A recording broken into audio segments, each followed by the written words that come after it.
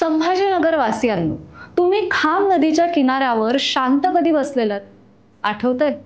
कधी काळी संजीवनी असलेली ही नदी आता औद्योगिक कचरा, घरगुती सांडपाणी आणि प्लास्टिकने भरलेली आहे. पण ही गोष्ट इथे संपत नाही, कारण नदीचा नवीन प्रवास सुरू होतोय.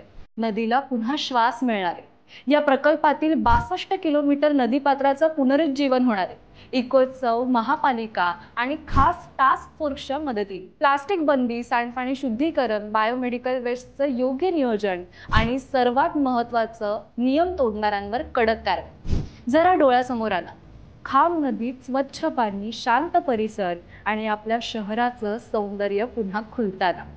महाराष्ट्र प्रदूषण नियंत्रण मंडळाचे अध्यक्ष सिद्धेश कदम यांनी प्रदूषण मुक्त महाराष्ट्र हे ध्येय डोळ्यासमोर ठेवून या लढ्याचं नेतृत्व हाती घेतलंय. ही सुरुवात आहे एका नव्या युगाची, एका शुद्ध आणि सुंदर संभाजीनगरची. खाम नदीचं वैभव परत यावं असं तुम्हाला वाटतंय का?